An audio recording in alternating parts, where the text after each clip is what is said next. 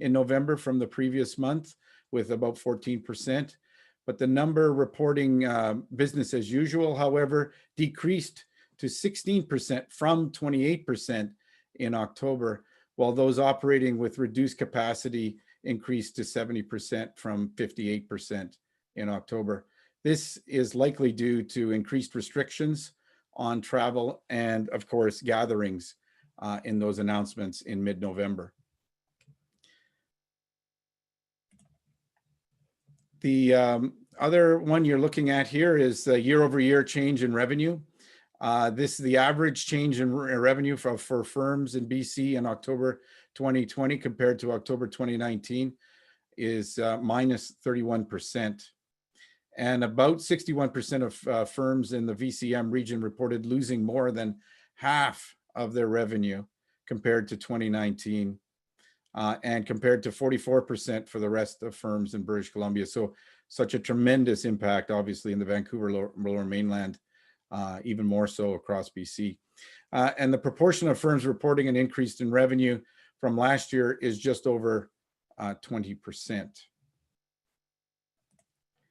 And then when you look at revenue and the ability to pay bills, the proportion of firms unable to pay their monthly bills, again, in this case, outside the Vancouver Coast and Mountain region, has increased by 2% in October from September.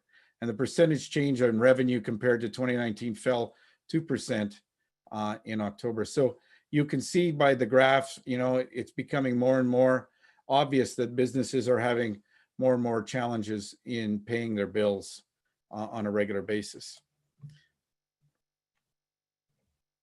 The next talks about the phase 3 protocols and have affected businesses in a number of ways. With the largest number of firms, about 50% reporting that protocols reduce the number of offerings that businesses have been able to provide. And only 11% of firms have reported not being affected much at all by phase 3 health and safety protocols.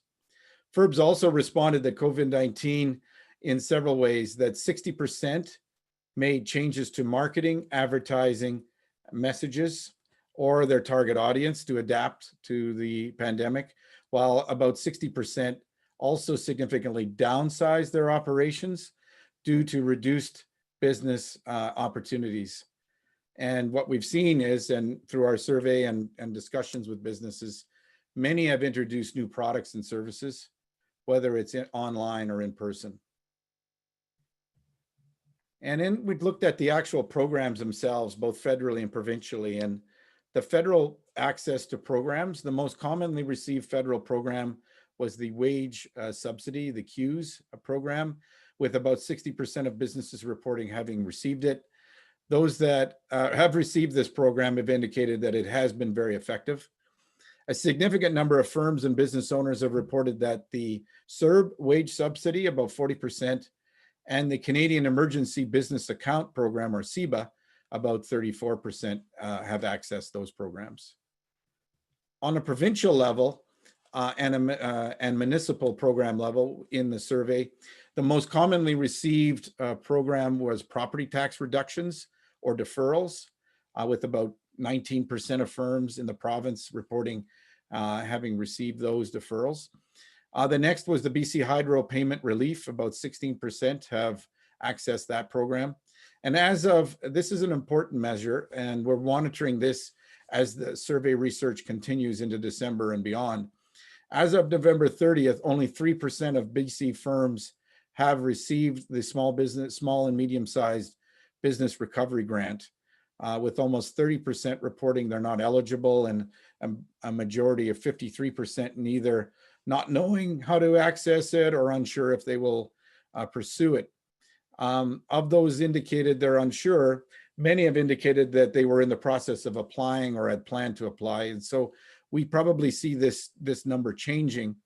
And we also know the ministry and Minister Marks and the Ministry of Jobs and that are working on this file are working very hard, diligently at reassessing this program and enabling more folks to access this program. This is very important, but this has been a very important feedback back to the various ministries to make some changes to this program and enabling businesses to access, because the feedback on the program has been helpful, as I mentioned, for advocacy, as well as being able to identify any open-ended responses, you know, some of the gaps, such as the large requirement of having lost 70% of their revenue in order to receive, or being a BC resident, despite the business being registered in British Columbia.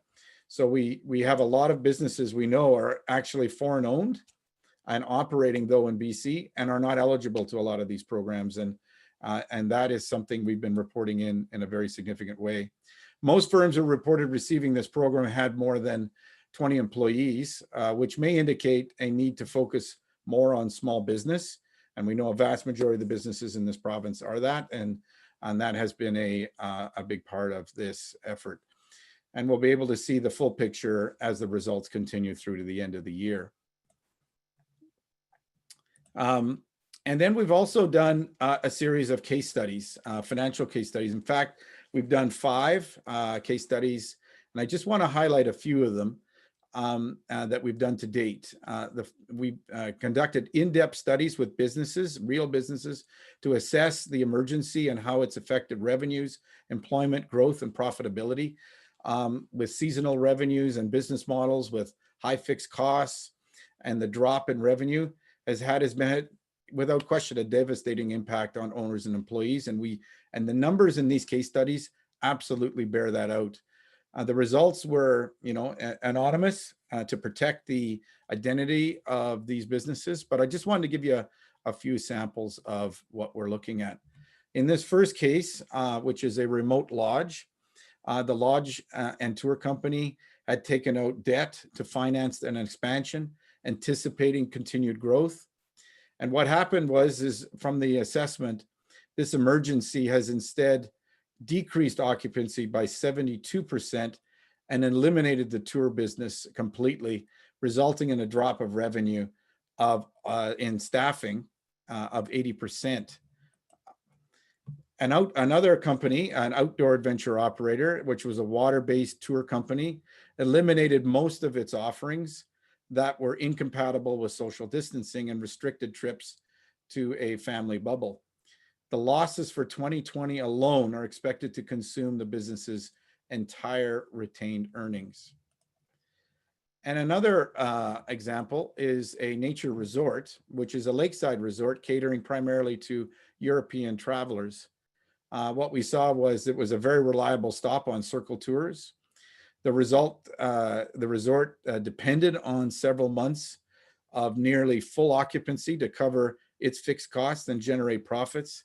And, you know, tax payments to government are projected to fall, in this case, by 87%.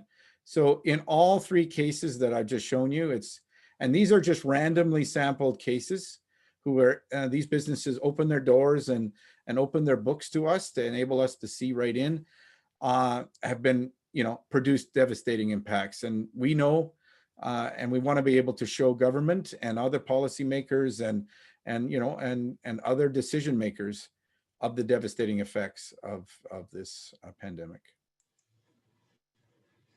Thank you, Glenn. The flow of today, which I neglected to speak to originally, is Glenn and the regions have done a significant amount of research, and that was some of the results with some economists and some amazing technology companies. And that really provides, I think, a snapshot of the impact and the landscape of the tourism industry in entirety.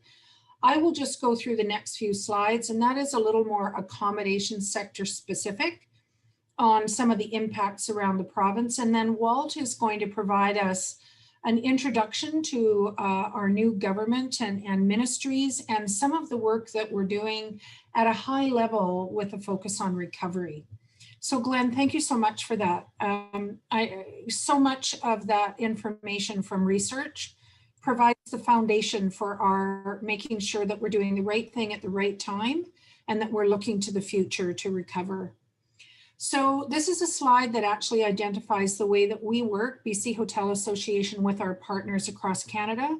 And Walt, with the tourism industry of BC, has a very similar relationship with his federal counterparts, which is TIAC. So I represent BC when it comes to the province at the national level, and then we meet weekly with the provinces, and we really compare what each province is doing and what their approach is during the pandemic and towards recovery. The snapshot of our industry, we have 1,300 hotels, 80,000 rooms. Historically, we would have been a $3.2 billion of revenue a year to this province. We have over 60,000 employees, and the average salary working within the accommodation sector, and that's small to large, is $54,000 a year.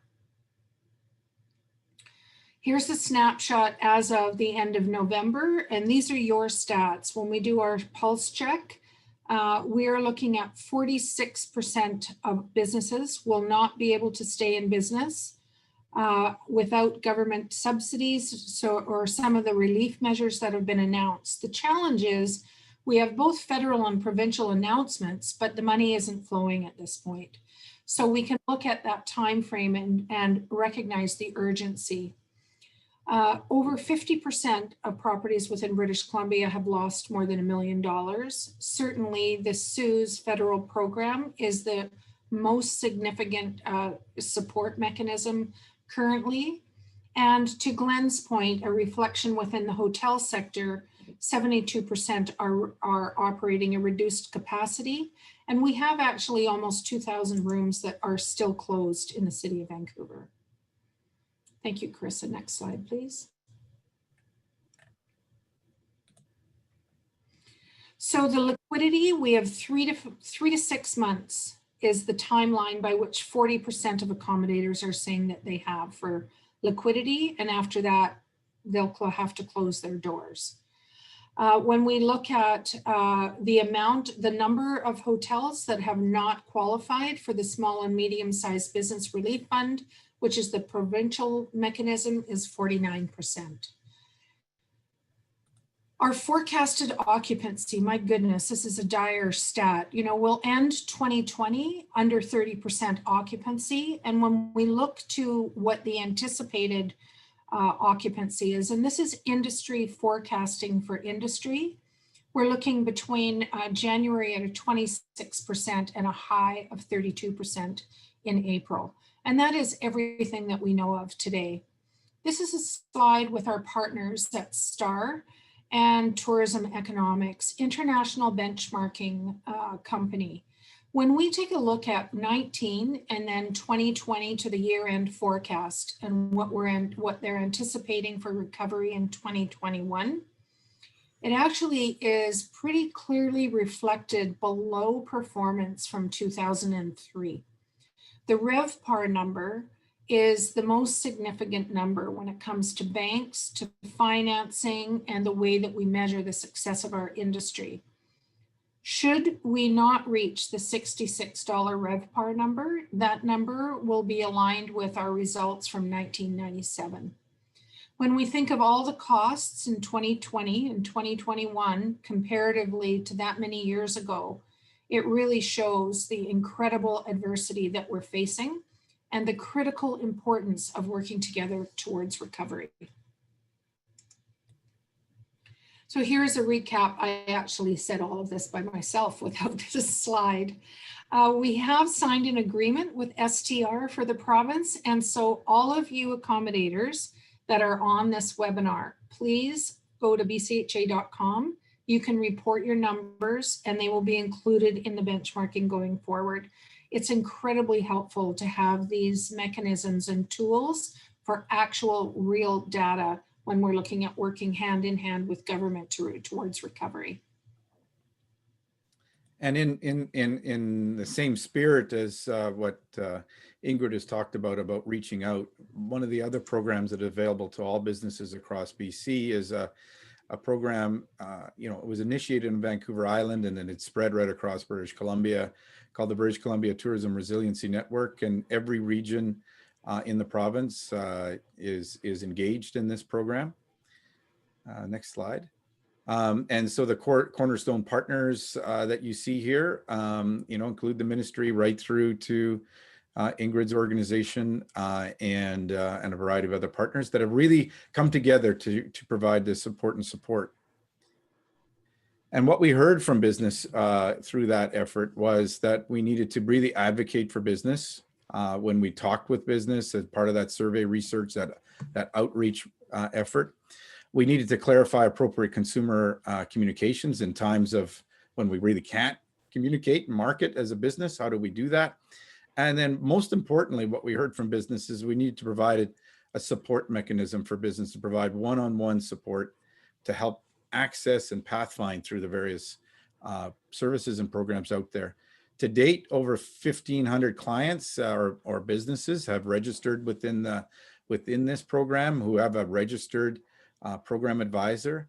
And from those, over 25,000 points of contact have been made with each one of these firms that just really, there's just so much happening in real time. But and I would, if you were a business out there that wanted to access, this one-on-one support, really encourage you to do that because there's a lot of new information happening all the time. And our offices in our organization, for example, at TOTA, have, outreach surveyors and schedulers, but most importantly, program advisors who are there fully trained to sit and work with you as a business. And then automatically connecting you to subject experts in human resources and finance and even business pivoting. And, most importantly right now, also mental health support. And these program advisors are trained on an ongoing basis. And what they do on a daily basis is connect and check in within each other to see common elements of issues and challenges that businesses are facing and try to address them and try to get that feedback from government or other sources of information. So, and each one of these things that we've worked on looked at, reopening, reassurance, financial support, advocacy, business pivoting, industry connections, and we've been able to offer this program in multilingual services. Another aspect of the work that we're doing with the Resiliency program is advancing safe destination.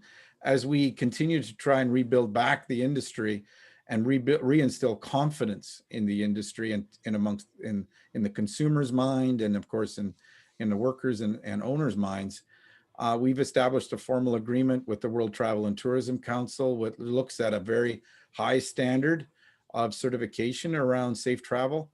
And each of the regions are formal adopters of this program, and many businesses have signed up to this commitment and this brand. And again, this is something that's available to every business that's out there, and really encourage you to reach out to your respective regional office to see how you can tap into this. Also within the Resiliency program, we have offered a number of webinars and resources. We've never had more webinars, obviously, in our history, but never more engagement as well. And what you see is a number of webinars that have been put together. And again, if you're looking for a specific topic or interest, certainly reach out to your regional office and we'll certainly pull that together. We've also established a program called an Ideas Lab. This Ideas Lab provides peer-to-peer learning. Again, this particular program is designed to help your business pivot to work through this uncertainty. As we know, we may not have all the answers individually, and it's an opportunity to work with professionals that are looking at new ways of doing business and giving you sound advice to do that. And again, really encourage you to reach out to your regional office to do that. Another partnership we have with BCHA and Green Step and Fortis BC is we're providing services to businesses to assess their energy consumption and their energy infrastructure and help identify a plan for each business to help reduce ultimately their monthly costs. There's a grander effect to this, obviously, is our greenhouse gas impacts, but more importantly, we're looking at this program to provide and reduce your monthly costs. And this is free to a business, so we really encourage you to, again, reach out to our regional office. Another program that we've been offering for a few months now, and it's becoming more and more prevalent, and there will be a much more expanded nature of this effort. But, you know, as we face, all of us, this uncertainty, and nobody's immune to the impact of this on our own mental and health and well-being. And so we've been providing mental health awareness and aid program and provide personalized services for this, for both the employer and the employee. And we also have been offering some ongoing webinars. So again, something else to tap into. Also within that, it's always a good time to brush up on our skills and learning opportunities. And we've established a formal partnership with a number of post-secondary institutions, not the least of which is University. And there's a number, over 350 hours of recorded webinar, as well as weekly live opportunities free of charge to businesses to access. And again, really encourage you to take a look at that.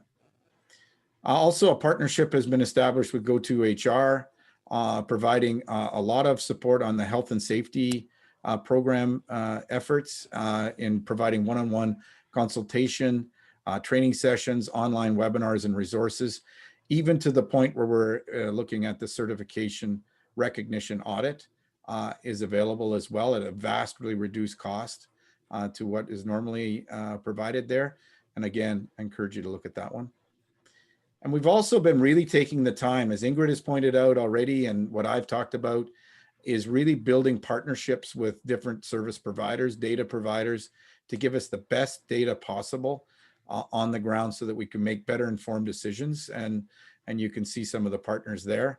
But it's very comprehensive and robust, and probably, you know, never been seen before in the tourism industry. And we will continue that for the long term. And finally, digital literacy and digital marketing services. We've begun the process through our Resiliency Network to help businesses to adapt quickly to the needs of what's happening. And one of the things that we've done is provided actionable ways for business to become more digitally savvy and increase the sophistication of your respective digital literacy and marketing. And so you could see where they don't want, or tourism businesses are saying, we don't want more workshops, toolkits, and guides, and don't want you know, to have money to hire our digital services. They just need hands-on support to address those basic literacy and marketing needs. And we're on the next slide going to provide that. So through starting in January, we will be doing and providing support free of charge to every business in BC, an assessment of their Google My Business listing to optimize their services, including their verification and their photography on their sites. We're providing website support services, including adding COVID-19 safety plans to the business websites and assisting businesses with basic website updates, like changing hours of operation, you know, adding a blog, things like that. And of course, social media support services, including how to create new social media account and perform those basic functions. So we know there's, you know, we have a lot of businesses in this province. We want to get them, by the time this pandemic ends, hopefully soon, that we, you know, have the most sophisticated, digitally literate business industry in the world. And that's one of the goals of this resiliency effort. Thank you, Glenn. So from that, we have some focused areas where we're working hand in hand with the partners, Walt and myself, looking to how we can engage government and how we can advocate on behalf of the industry. So when we take a look at the amount of advocacy that we've done, this is just a slide to Glenn's slide around the regions, and it's very much dovetailing the work that we've done.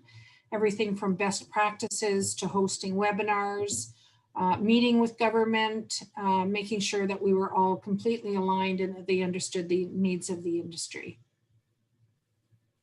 Our key areas of focus: hotel liquidity, making sure that the program to support the wage subsidy continues, making sure that we're addressing fixed cost relief and fair taxation. So that really is an even playing field.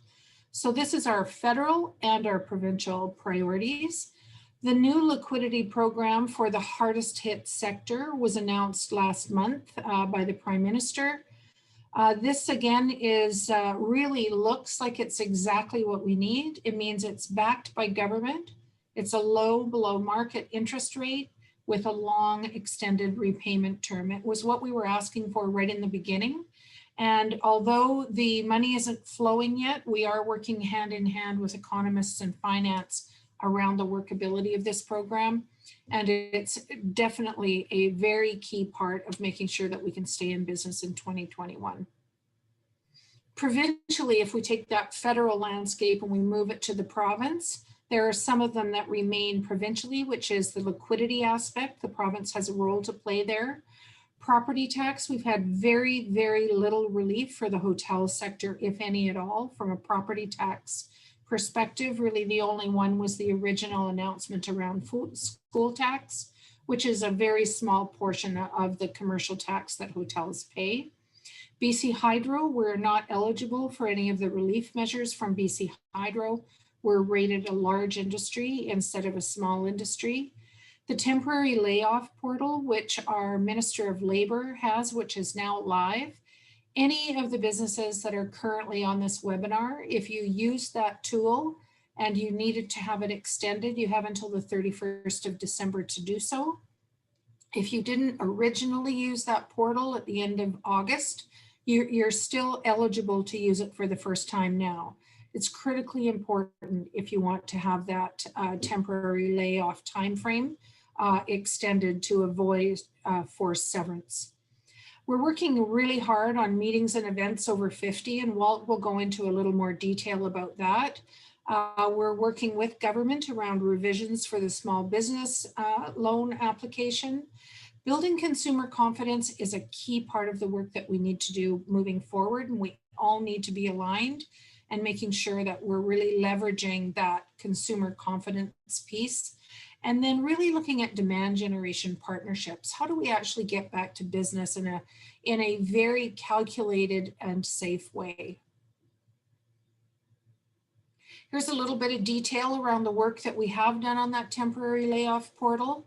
Again, I just really encourage you to use it if for any reason that you'd like to make sure that you retain the employees that you currently have laid off. From a municipal perspective, we have these three files: property tax, building consumer confidence, and then the short-term rental or the fair playing field. We have 14 communities around the province currently that are looking at policy around short-term rental, and we are working hand in hand with those municipalities. Here's a slide that shows the tax leakage for the province of British Columbia for online travel agents and short-term rentals. Most of you will have heard some of the announcements around capping the 15% commission for the restaurant industry for delivering meals like DoorDash and other companies like that. Well, the companies that own those companies actually own the online travel companies as well. And the hotel sector is burdened with between 20 and 30% commission rates. And this is certainly something that we're very focused on, making sure that we level the playing field for the short-term rental market, and also that we restrict those high commission rates to ensure that we can keep in business and recover in the long run. Insurance has been a very significant conversation over the last 6 months and even longer. We have a hardening of the international underwriters market, and therefore the companies themselves are placed with the burden of significant increases, and most of you will know that firsthand. We have two links here, and they are also on our website. One is from the Insurance Bureau of Canada, which we're working hand in hand with, really looking at policy change that will ensure that this does not repeat itself. And the other one is Western Financial Group, which is a pooled hotel and restaurant program. And we have a webinar also access, giving you the landscape and some understanding of what's going on in the insurance industry. We also have a hotline here. If any of you currently need help with your insurance or you're challenged with renewals, please do take advantage of that hotline. They are there to assist. This is some detail around the small and medium-sized business grant updates. And I know Glenn referred to this earlier and some of the different changes that we have. We had an amazing meeting with our new Minister of Tourism and the Minister of Jobs, and I know they're working very hard to make some of these revisions. Some of them will maybe take a little more time and a little more advocacy, but I know that, by January, we should see a significant uptick where the hotel sector has been predominantly not able to access these funds.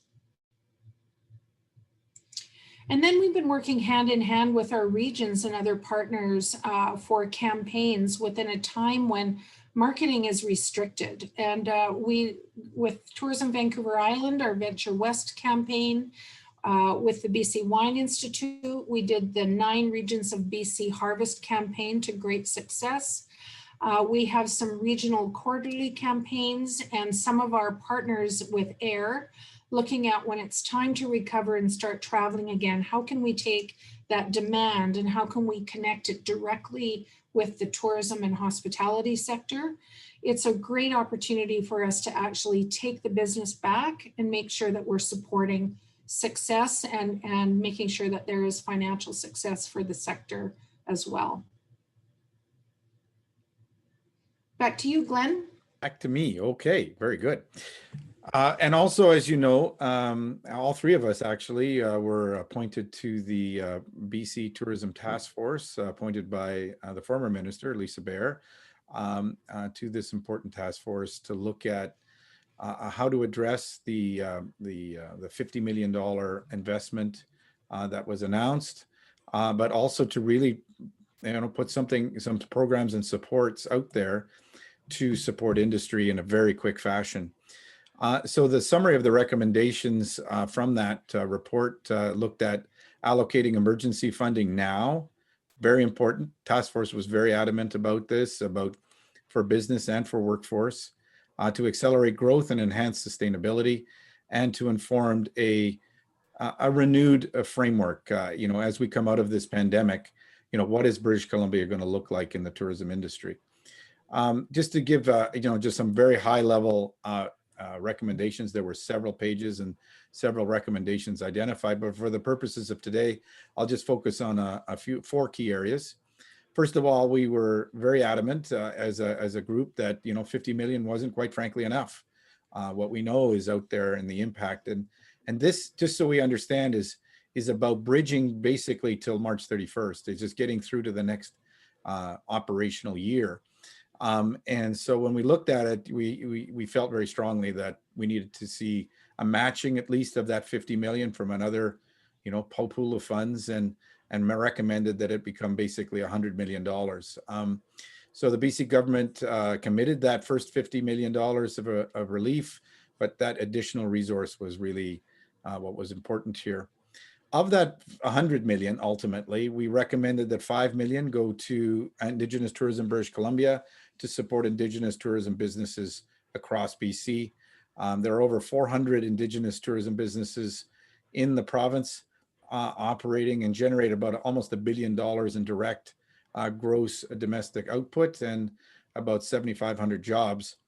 But there needs to be a special solution for Indigenous businesses. There are so many other impediments to doing the work that Indigenous businesses have, and that is why we wanted to see a specialized fund established for that. The remainder, the 95 million, was to be allocated for an emergency fund for tourism. This was an urgent need to businesses to preserve the maximum number of businesses and jobs, keep the workforce connected to the industry, and bridge the gap until federal programs expand eligibility to tourism businesses not eligible in the existing programs today. And the grant is to also provide support for sick benefits, benefit premiums, training, and address any fixed costs. This was really important. This was a pertinent message we heard over and over again as a task force when we went out across BC to get input. Another aspect of this was to defer and relieve fixed costs. And so another strong recommendation was that fixed costs under the purview of the provincial government be postponed until December 2022, or ultimately potentially being forgived. That government should advocate for deferment of fixed costs not under their control. And fixed costs could include, but are not limited to, property taxes, utility rates, tenure, and other crown fees. And I will say, on behalf of all the task force, we had a tremendous, great discussions at that task force, great discussions, deep discussions, quite frankly. But the Minister Marks, has been extraordinarily and enthusiastically receptive to the recommendations, and has been, working through together with her ministry these recommendations. And I know Walt now is going to walk us through some of the things that are happening. Another aspect of this is Safe Host, and one of the things, Ingrid, you're going to talk about that, so I'm going to let you. Thank you, Glenn. I just noted my cue to let you back in there. Safe Host Training, our partners with GoToHR. This is about developing a certification program for the tourism and hospitality industry, where we're looking after everybody within the landscape and the whole of the industry, so they understand COVID, they understand principles, policies, programs, and practices. It's almost like the super host of the day, but this is really about a new way of operating, building confidence in the people that work within the industry, and therefore all the travelers as well. I think it's a great initiative, and we wholeheartedly supported that development. And Krista and her team at GoToHR are currently really looking at how do we do this and what is the time frame by which we can train the entire industry in 2021. So the report really focused on 3 different areas. First was the immediate relief, next was recovery, and then resiliency. And clearly, most of the recommendations were around this notion of relief. But under the guise of recovery, you see a few of the key recommendations here.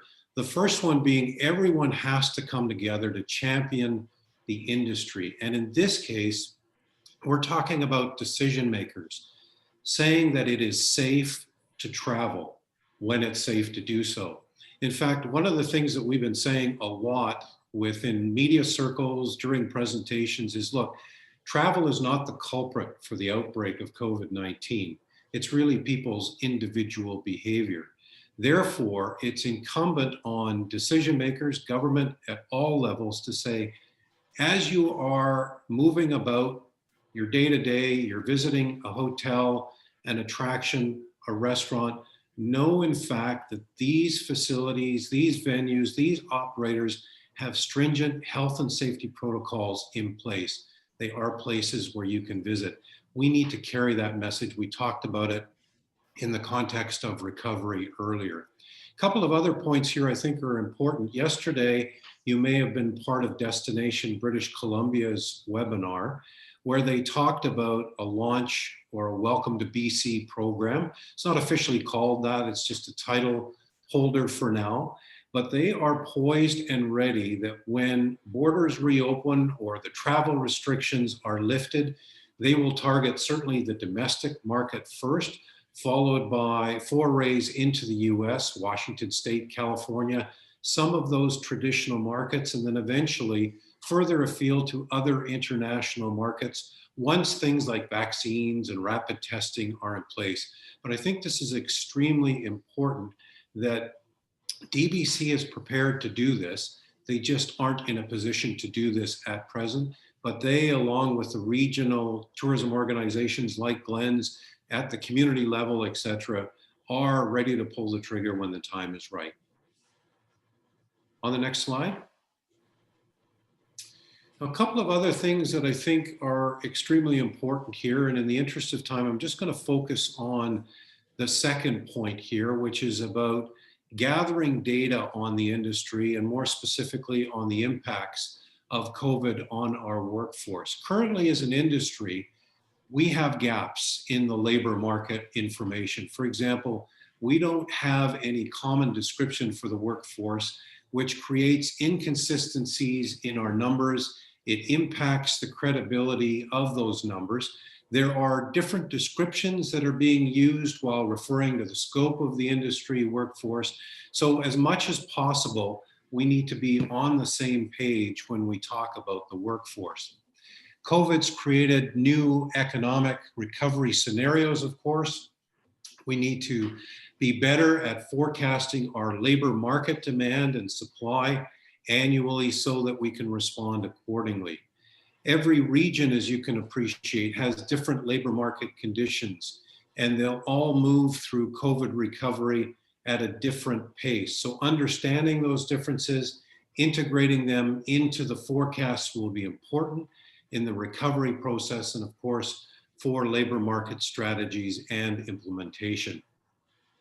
Similarly, as an industry, we lack good information data or tracking on employment and knowledge and sharing mechanisms. So we could be better at that. We could be better about using census data. To that end, you'll be happy to know that Krista Bax and her team at Go2HR have submitted a proposal to government to help fill some of those gaps and focus our activities on things like labor market forecasting, employment data tracking, and labor supply profiles. So I think we will get better at that area. Now, transitioning, we talked about this earlier, Ingrid alluded to it. We're in a new political landscape, to be sure. We have new ministers in new positions that we need to work with. And we have to better understand what their mandates are, what their priorities are, who they are, what talents and skills they bring to this portfolio, what do they need to learn. It's all in the context of advocacy. If we don't know what their hot button issues are or priorities, it's very difficult for us to work with them. So if you can just go back a slide for a second, I want to introduce you to the three key ministers that we are working with at present and will work with going forward. Now, that's not to suggest that there aren't other ministers that are critical to the tourism and hospitality file. But for now, you may be familiar with a couple of them, but just briefly, the Honorable Melanie Mark is representing the riding of Vancouver Mount Pleasant. She was the Minister of Advanced Education Skills and Training in 2018. That's when she was elected to that post or appointed to that post. She is the first female First Nations member of the Legislative Assembly of BC and the first Indigenous female cabinet minister. So that's a huge coup for Minister Mark. And on a personal note, she's a former rugby player. The Honorable Selina Robinson, she represents the riding of Coquitlam-Millardville, served as the Minister of Municipal Affairs and Housing. She was once a city councillor. Personally, she enjoys gardening and kayaking. And then the Honorable Ravi Kahlon, who grew up in Victoria, but represents the riding of Delta North. He was the Parliamentary Secretary for Forest Lands, Natural Resource Operations, and Rural Development. Also a very critical file for tourism because the Adventure Tourism Coalition and venture tourism sectors deal a lot with Flynn Roard. And something you might not know about Minister Kahlon, he was a two-time Olympian in the sport of field hockey. So next slide.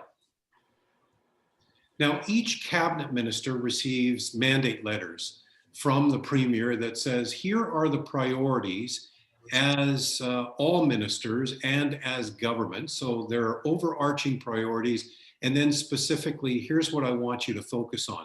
So you can see here within the mandate letters, it's about putting people first, the health and safety, which we're right in the middle of now, services that people need during this time, lasting and meaningful reconciliation. And of course, you know, the province passed into legislation last year, UNDRIP. So this is critically important to this government.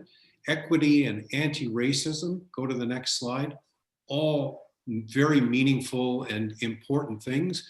A better future through climate change and a strong economy. So let me drill down into the individual mandate letters that I think are important because this is how we will connect what we do within tourism and hospitality to this government and the priorities that they have. So you can see the list here. I won't go through it in great detail, but again, very important priorities for the finance minister, which extends beyond coming up with a budget every year and fiscal policy and so on. But a couple that I think are extremely important, if you can go back a slide there, please.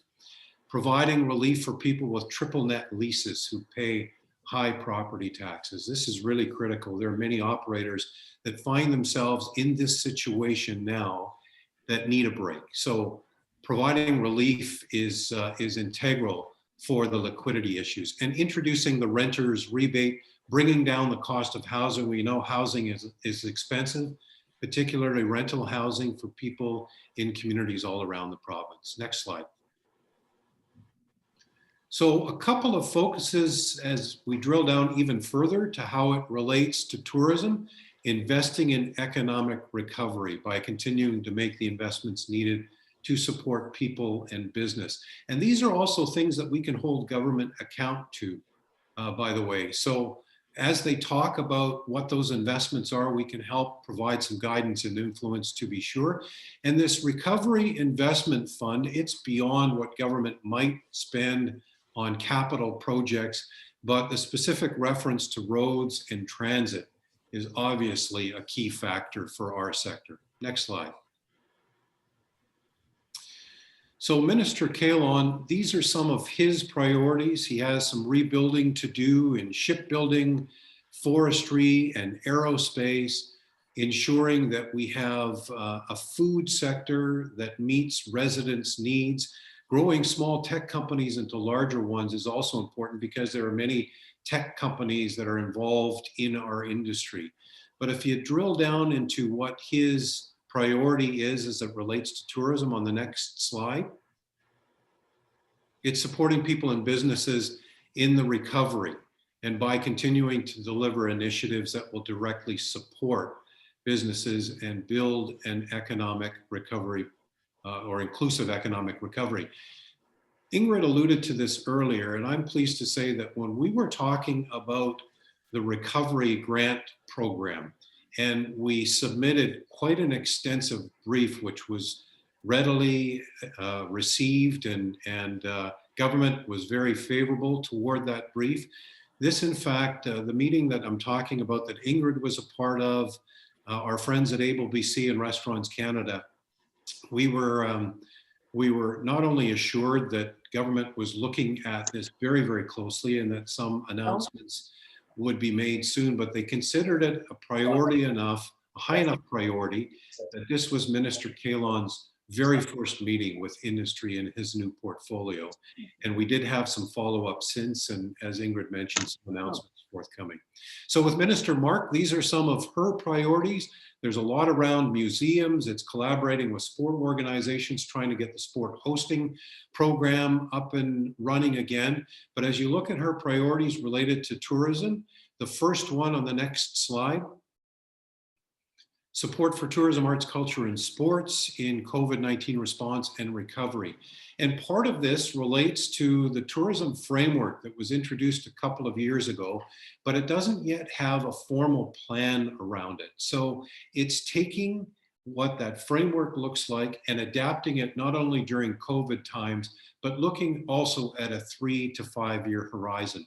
We've talked about the Tourism Task Force, but we've also talked about offline, in fact, not specifically with government or within the context of the task force report, but we see need for additional task forces like the one that Glenn, Ingrid, and I had a privilege to serve on, to help inform government of what's needed, both in the short term through COVID, medium term, and long term as an industry, or at the very least, stronger advocacy and alignment from a number of the sectors to move down this path, similar to what the Tourism Task Force did. Next slide. A couple of people that we've also been working with or are accustomed to working with, certainly are tourism critics or opposition critics. In this case, it's Teresa Watt, who you may recognize. She once held the Minister of International Trade portfolio under the previous Liberal government. I've had a conversation with her already. She's very engaged and very passionate about tourism, and will be a keen ally to communicate to government. She is well regarded on both sides of the House. Next slide. And here was a recent appointment by the Premier. You may be aware of this. It happened earlier this week. Rick Glumac is an MLA from Port Moody, Coquitlam. He's been appointed as a liaison to Washington State. BC and Washington have a very strong relationship. I know the governor and the Premier speak all of the time. You can see Rick's credentials here, but a couple of the things that he's been charged with by the Premier is to ensure the province remains engaged on cross-border issues and review measures to restore cross-border traffic. We've already reached out to Rick and we plan to meet with him next week. Other sectors have reached out as well because we think restoring some of that cross-border traffic, both from a commerce perspective, but also from a visitor traffic perspective, is absolutely critical. And Rick will be one of the linchpins to make that happen. Now, a couple of the issues that we've been focused on, I just referenced reopening borders, and I've talked about this in previous presentations. We need to compel our governments at the provincial and federal level to have a reopening strategy and give us the criteria by which we can help work toward what that looks like so that we can set a target date and have things like rapid testing in place, vaccines in place, a positivity threshold. Help us understand what that criteria looks like so that we can eventually reopen borders, welcome people back, because aside from the grant programs and the various other government measures, this is absolutely critical in order for us to see business again and start to generate the kind of revenues we need to allow our industry to survive. So if you go to the next slide, there are a number of pilot projects taking place across the country as far as rapid testing is concerned. YVR and WestJet have what they call a rapid screening project, which is the only antigen testing study running in BC. It's for domestic travelers traveling through YVR. They may consider expanding it to international travelers, but that requires also approval by something called the Research Ethics Board. The test is free. It takes about 15 minutes from beginning to end. They've had almost a couple hundred people volunteer for this.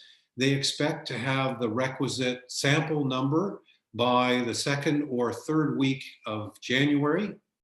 And in this case, in doing so, they can inform the province on the efficacy of this rapid screening test versus the gold standard that you may also be familiar with. It's called a PCR test, which takes much longer. It takes lab time, and we don't really have that in British Columbia, especially for travelers. Any laboratory time or testing time with the PCR method, because it takes so much time, it's really only meant for healthcare workers and other priority groups at this stage.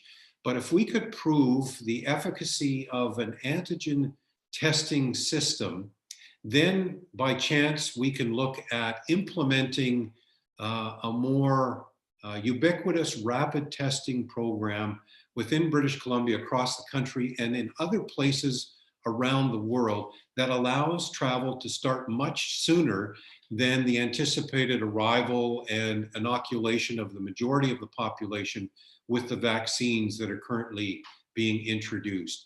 There's another pilot project that's taking place in Montreal through Air Canada, and they're using that for flights back and forth to Paris. That has significant uptake. It's currently $150, whereas the one through WestJet and YVR is free, but nonetheless still very, very important. There's a travel corridors working group that's in place now. I'm serving on that travel corridors working group, and really we're looking at a pilot project with what we call bubble countries or bubble zones to see if we can put this rapid screening process in place, bring people here. They might only have a 2 or 3 day self-quarantine until they are effectively or unaffected by COVID-19 and they can carry on their business. You've heard of these pilots all over the place. We need that in place here in order to get travel moving again. Next slide. I've talked about, sorry, there was a meeting slide there somewhere, but I'll get to it if it's not in this deck. Some of the things that we have to do as an industry, as individual businesses, as sector associations, working with government, etc., is to talk about the health and safety protocols that we all have in place. All of the sectors created this. If you as an individual business don't yet have your COVID-19 health and safety protocols either in place or posted on multiple websites through your sector association, through your web listing on hellobc.com, through the regional and community destination marketing organizations, I compel you to do so immediately. Government doesn't fully appreciate the work that we've gone through since March to put these in place and to ensure that every business is as safe as can possibly be for employees, for guests, for their communities. So we need to have these published and available to different audiences, to be sure, in the very near future, especially as we start to promote travel again. We need to also talk about some consumer-facing communications to restore confidence and give people a level of comfort that they can travel again. We also need to talk about some of the things that we as an industry have done, as I just alluded to. Some of our other advocacy efforts include meetings with the various ministers. There are many new ministers in place across the board in this new government that aren't aware the degree to which we're affected or what we're doing about it or how the tourism industry needs the help that it does in order to put people back to work and reopen our businesses. And one of those advocacy points too that I think is vitally important is to help inform government beyond this short-term period and what the task force recommended to provide more aid and assistance for tourism and hospitality as part of the 2021 budget at both the federal and provincial level. We need some help for the larger operators, many of whom have not yet received any support whatsoever from any of the programs. Ingrid alluded to one earlier that I think is vital, but you know, there's one sector that is often overlooked, yet it's critical for the resumption of travel and to bring visitors back, and that's support for the major airlines. Other countries are doing it.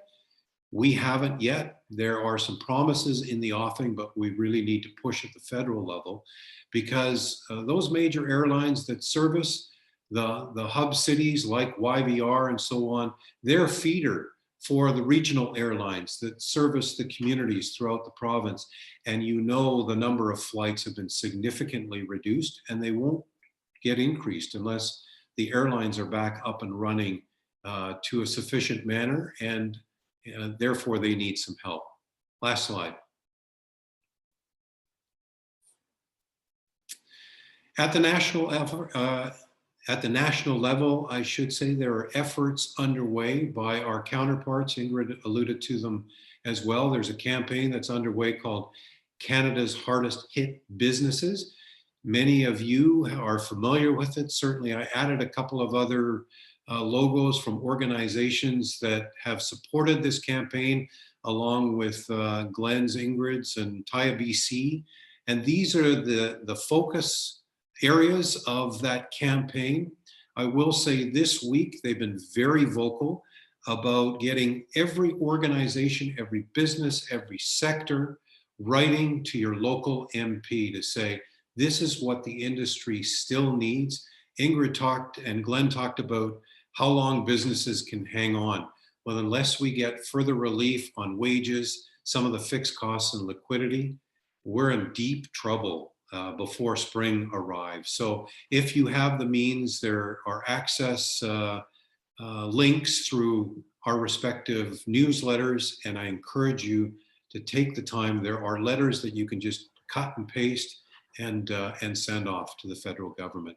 And I think there might, oh, here's the meetings and events restart that I wanted to talk about. You may have received some correspondence that the proposal is nearly ready. It will be submitted in January. I've talked about this, as have others, that we believe that under Section 43 of the Public Health Act, there is a ways and means to allow this sector to restart again. It's effectively been shut down. The gathering restrictions are still in place, but When you think about the meetings and events industry, it's highly planned. These are tightly controlled gatherings. They're professionally organized. They're exclusive to invitees only. They require things like behavioral compliance. They use purpose-built facilities who all have health and safety plans in place. They've got strict mitigation plans. They're governed. There are a whole number of reasons that may not be well understood as to why we can have a graduated approach for reopening this sector. So the proposal that I alluded to that you may have read about, it's been worked on for several months. Ingrid's been part of that, the advisory group, and as have I. It will likely go in sometime in Q1. We don't have an official date. Now is perhaps not the time, considering what's going on, to advance that, but we will pull the trigger when the time is right. We know there will be some receptivity by government. And finally, this is an out of the blue slide, but I just want you to know that there are other industries other issues aside from COVID-19 that collectively and individually, all of us are working on behalf of our members. On the advocacy side, for those of you not familiar, there is a rental boat safety checklist that one would go through with a marine operator or a fishing lodge, etc., if you want to rent a boat to go out fishing or just for leisure. Conversely, you need a boating license in Canada. There is a proposal underfoot to change those regulations and do away with the boat rental industry, the rental boat safety checklist. If that was the case, the boat rental industry would essentially tank. Houseboat rentals, just small boats like you see here, runabouts, etc.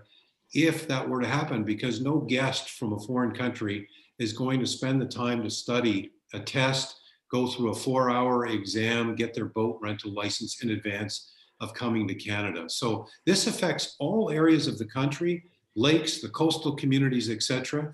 And if this is important to you or your business, you can see the link listed here. Go and submit your response to the survey.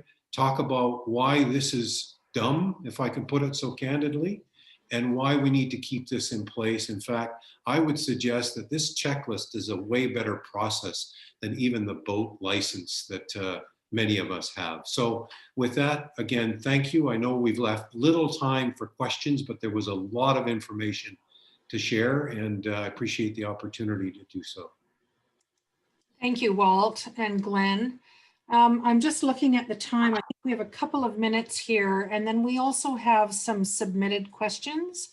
So we'll review those as well. And if we don't get to the answers, we will do our best to ensure that we communicate those. We have a question here. Is the province considering tax payment deferrals? Currently, we're engaged, and Walt, I don't know if you want to step in. I know that we've had quite a bit of dialogue with government around tax deferrals, both for the even being able to have an incentive when international travels come back, that there's an ability for some of those tax burdens to be refunded as an incentive for international travel to come back to Canada. And certainly tax deferrals and tax reductions are a regular part of our advocacy message. Walt and I very often do joint letters to show the breadth of the voice of the industry and those shared priorities that we have. Walt, would you like to say any more about that? Yeah, the only other thing I would suggest is that tax deferrals is certainly something that we have been calling for, as Ingrid mentioned, all the way along. But the longer this goes, the longer the crisis unfolds, and the worse financially that businesses are, I think now we're trying to see tax relief completely. And government's certainly hearing that message, as Ingrid alluded to. Tax deferrals only means you've got an expense at some point down the road that you likely can't afford. So if we can see specific relief as opposed to deferral, that is preferred. And Ingrid's heard from a lot of her hoteliers. Glenn, I know from your constituents as well, and we hear it all the time. Let's start talking about tax relief as opposed to deferral. And certainly when we look across Canada and my counterparts, you know, we have 3 provinces, 4 actually, that have stepped up and ensured that there's a pool of money provided by the province. So a municipality stays whole and you can apply to that based on your need. And so there's already frameworks for examples when we're looking at how to structure it and how to ensure that that the municipality, which of course is dependent on taxes like property tax, for example, but there's also things that our province can do, for example, multi-year projects that were planned and approved prior to the pandemic, that timeline by which they need to be completed would be extended or even deferred or delayed until another time, so that allocated funds could be actually provided against property tax for businesses in need. I mean, there's many different ways that we can go and ensure that our communities remain with the funds that they need to manage their community needs, such as bylaw or policing or fire or whatever that, you know, those things might be. So certainly there are examples, and we are actively providing those examples to government with that workability, with the intention that our efforts pay off on your behalf. Now I'm looking at the time. It is 2:14. So which means we have 1 minute. We committed, you know, it's Friday afternoon, and we know going over an hour is, you know, it feels like a long time on Zoom. So I think what we'll do is wrap up. Maybe each of us can say a parting word, and then we will commit to sending out both the recording and the slide deck, and then look at the questions and ensure that we're answering them in our communiques going forward. The webinar will be included on our websites and housed on each of our websites, as well to be available for you to share with your teams or anybody that wasn't able to join us. So I'll just say thank you very much for being here. You're the reason for our being. I hope that you all have a safe and healthy holiday. And believe me, we're doing everything we can to make sure that we can focus on recovery at this time. And we will not let the pressure off when it comes to the support that you need to stay in business and be a vital part of our whole economy moving forward. Glenn? I couldn't agree more with Ingrid. Just every word you just said, Ingrid, is what I would share. It's been an honor to be able to present today of the work that's going on at the regional secretariat level. And yes, our job is to be here for you as industry every step of the way, and really encourage you to reach out to our regional offices and together with our partners here at TIABC and BCHA. It's just an honor. And I wish everyone a tremendous holiday season and a very, hopefully, as we always used to say, very prosperous new year. And I don't think that word could be said any better this time in 2021. Let's hope this is a turning point for our industry in the positive way. And I would echo similar sentiments, but I also want to say that I see some hope. I really want to believe and be confident that at some point in 2021, we will, through all of the collective efforts, be able to see some hope on the horizon with rapid testing in place and vaccines and a number of other measures that will get us to the other side of COVID-19.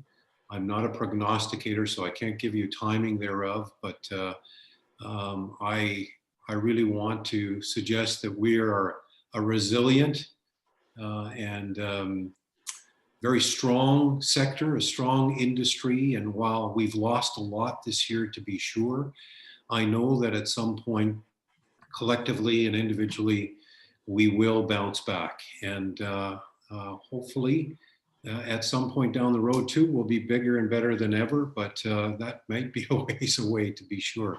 But I want to thank all of you for your engagement with our sectors, our various sectors, engagement with TIABC, TOTA, and the BC Hotel Association. We've had a strong sector partnership with many other sectors also in the fold that could have spoken here today. And I really appreciate that relationship. So thanks for your support. And I wish you the best of the holiday season, a Merry Christmas, and dare I say a Happy New Year. Thank you very much.